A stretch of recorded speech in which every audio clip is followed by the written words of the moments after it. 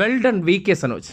എന്തിനെന്നല്ലേ, reporter ചാനലിലെ സതീശ മസ്തിഷ്കത്തെ ഒറ്റ വാചകത്തിൽ ദേ ഇങ്ങനെ പൊളിച്ചതിന്. വി കെ സനോജ്, എനിക്ക് സംശയിക്കാൻ ഉള്ള കാരണങ്ങളുണ്ടല്ലോ. സനോജ്, സംശയിക്കാനുള്ള കാരണങ്ങളുണ്ടല്ലോ. കൊക്കൈൻ കേസിൽ എങ്ങനെയാണ് ഷൈൻ ടോൺ ചാക്കോ രക്ഷപ്പെട്ടത് നമ്മൾ കണ്ടതല്ലേ? കാരണം നിങ്ങൾ സംശയിച്ചോളൂ. വി ഡി സതീശൻ പ്രസംഗിച്ചത് കേട്ടിട്ടാണ് പറയുന്നതെങ്കിൽ വി ഡി സതീശൻ അത് വി കെ സനോജ് ഈ രൂപത്തിൽ എന്നോട് ചർച്ചയിൽ സംസാരിക്കരുത്. വി കെ സനോജ്, ഞാൻ ഇവിടെ വി ഡി സതീശന്റെ പ്രസംഗമൊന്നും കണ്ടിട്ടേ ഇല്ല.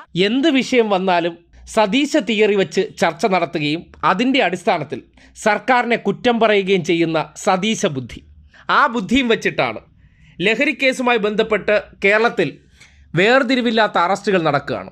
അത് വമ്പന്മാരായിക്കോട്ടെ അല്ലെങ്കിൽ ചെറുമീനുകളായിക്കോട്ടെ, എല്ലാത്തരം ടീംസിനെയും ഓപ്പറേഷൻ ഡി ഹണ്ടിൻ്റെ ഭാഗമായിട്ട് വ്യാപകമായിട്ട് അറസ്റ്റ് ചെയ്യപ്പെടുന്നുണ്ട്. ആ സന്ദർഭത്തിലും കുറ്റം സർക്കാരിനാണ്.